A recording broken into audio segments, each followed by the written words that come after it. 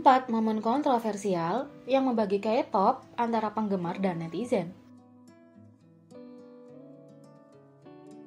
Sementara sebagian besar kontroversi di K-pop membuat orang cenderung ke satu arah, ada beberapa momen di K-pop yang membuat penggemar dan netizen terpecah.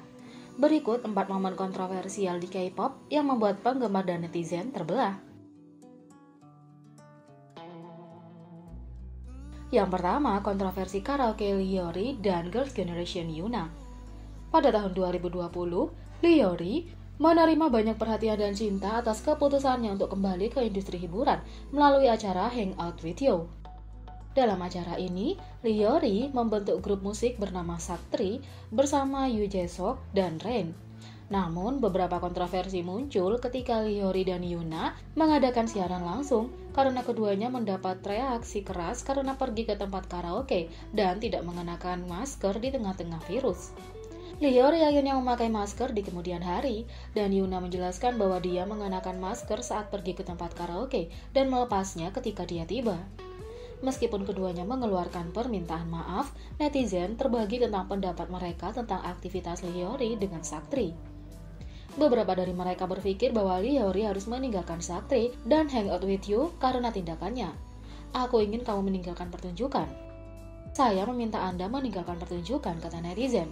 Namun beberapa netizen percaya bahwa dia harus tetap di acara itu karena dia telah meminta maaf atas tindakannya. Dia tidak boleh meninggalkan pertunjukan, itu konyol. Apakah Anda serius menyuruhnya meninggalkan pertunjukan untuk ini? Semangat Hyori, tulis netizen yang lain. Pada akhirnya Leeori tetap berada di Hangout With You dan Saktri.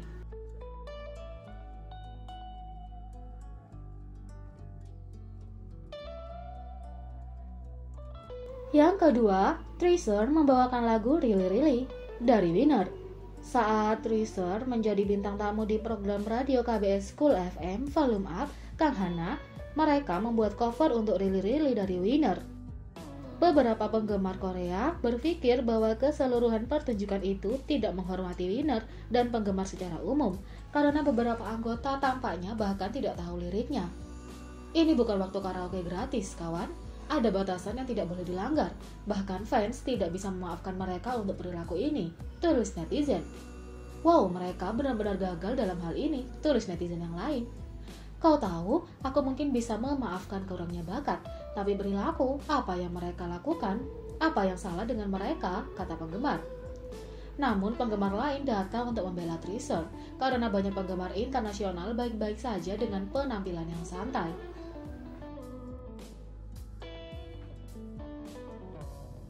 Yang ketiga, nada Jihyo Twice dalam pesannya. Selama Mama 2019, Jihyo menghilang dalam waktu singkat. Beberapa penggemar berspekulasi bahwa kepergiannya terkait dengan Kang Daniel yang Jihyo kencani. Jihyo akhirnya memutuskan untuk mengatasi kepergiannya, tetapi pesannya menerima beberapa pendapat yang beragam. Jihyo mengecam fans yang membutuhkan perhatian dan mengoceh tentang mengapa dia menghilang. Selain itu, dalam pesannya Jihyo menggunakan istilah Korea yang merupakan jenis bahasa online yang sangat informal. Istilah ini sering digunakan di platform media sosial untuk satu, mempersingkat mirip dengan blah di blah atau dadada.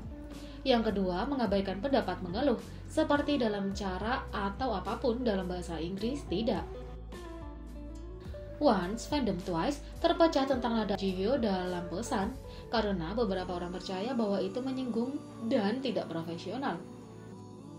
Oh, aku tidak akan memanggil siapapun, tapi apa yang terjadi Jihyo?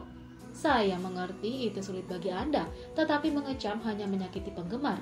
Tidak bisakah Anda menggunakan kata-kata yang lebih lembut? Tidak bisakah kamu lebih memperhatikan Once dan memperhatikan apa yang kamu katakan?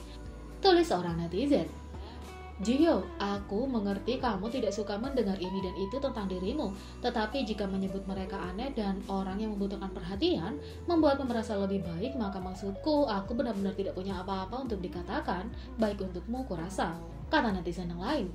Namun yang lain berpikir bahwa keterus-terangannya itu percaya diri dan memuaskan. Saya pikir Jihyo luar biasa, saya menghormatinya. Saya pikir cara dia menyajikan fakta adalah sesuatu yang bisa saya pelajari darinya. Orang-orang yang tersandung pesannya mungkin adalah orang-orang yang menyebarkan rumor tentang dia. Jihyo tidak mengatakan apapun yang salah, dia hanya menyajikan fakta, apa masalahnya? tulis netizen yang lain.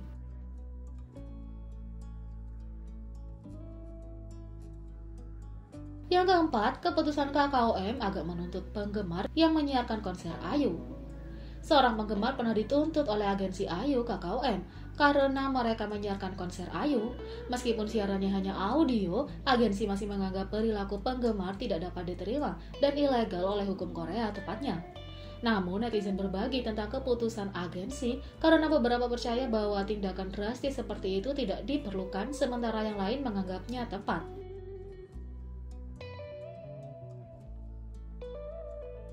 Selain terbaginya netizen dan fans di K-pop yang merasa berhak atas sesuatu hanya karena mereka adalah fans, dan ini telah menyebabkan beberapa situasi yang mengerikan. Inilah 4 kali idola K-pop yang sayangnya harus berurusan dengan fans ini.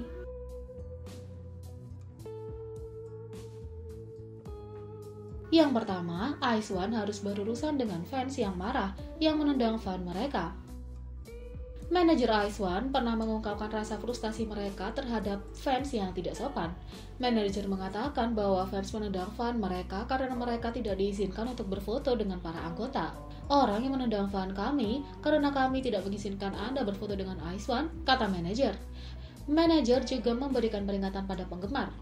Aku akan mengingat wajahmu, sampai jumpa lagi, kata manajer IZ*ONE. Yang kedua, Joshua 17 berurusan dengan fans yang melemparkan barang padanya. Selama fan meeting, seorang penggemar marah dan mulai melemparkan barang-barang pada Joshua. Ada spekulasi bahwa penggemar marah melihat bagaimana Joshua mengerutkan kening padanya. Namun Joshua mengeritkan kening bukan karena fans, tapi karena matanya. Untungnya keamanan bisa mengawal penggemar ini keluar dari pertemuan penggemar.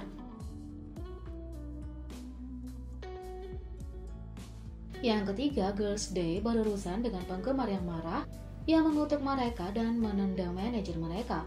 Selama episode live bar, anggota Girls' Day berbagi cerita tentang penggemar tidak sopan yang mereka temui di bandara. Penggemar telah meminta para anggota untuk berfoto bersama, tetapi para anggota harus menolak dan mengatakan kepadanya bahwa mereka akan memberinya tanda tangan sebagai gantinya. Penggemar tersebut kemudian marah dan bahkan menendang manajer Girls' Day. Sementara anggota Girls' Day kesal dengan hal ini, manajer mereka mengatakan kepada mereka untuk mengabaikannya dan naik pesawat saja. Namun, ketika penggemar itu berada di pesawat yang sama dengan para member, Yura mulai melototinya. Penggemar melihat ini dan berkata, "Apa yang kamu lihat?" Yura kemudian berteriak pada penggemar, mengatakan kepadanya, "Mengapa Anda memukul manajer kami?" Penumpang lain mendengar ini dan mengatakan kepada anggota untuk mengabaikan penggemar tersebut. Beberapa penumpang bahkan memberikan surat sepenuh hati kepada anggota yang hampir membuat mereka menangis.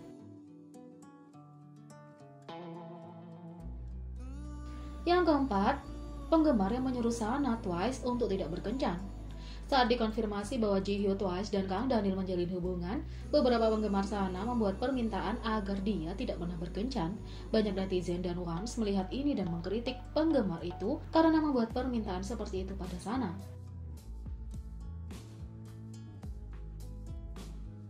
Jadi bagaimana menurut kalian tentang ini? Beri komentar di bawah. Klik subscribe, like, share, dan klik lonceng. Mari kita sama-sama jadikan channel ini berguna bagi K-popers Indonesia. Sekian video kali ini, sampai jumpa lagi.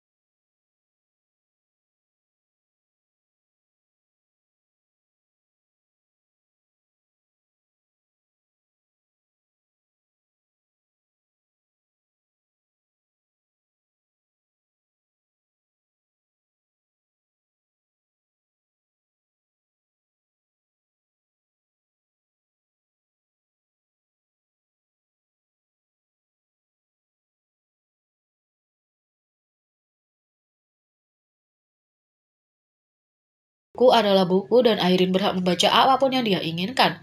Yang lain berpendapat atas namanya bahwa sementara Kim Ji-young-born 1982 memang memiliki ide-ide feminis yang kuat dan meskipun mendukung feminisme atau menjadi feminis tidak salah, hanya membaca buku tidak membuat seorang menjadi feminis. Satu hal yang jelas di antara semua fans, feminis atau bukan, Irene tidak pantas menerima jumlah kebencian atau dikritik. Jadi bagaimana menurut kalian tentang ini? Beri komentar di bawah. Klik subscribe, like, share, dan klik lonceng. Mari kita sama-sama jadikan channel ini berguna bagi K-popers Indonesia. Sekian video kali ini, sampai jumpa lagi. Dilansir dari Korea, Bu.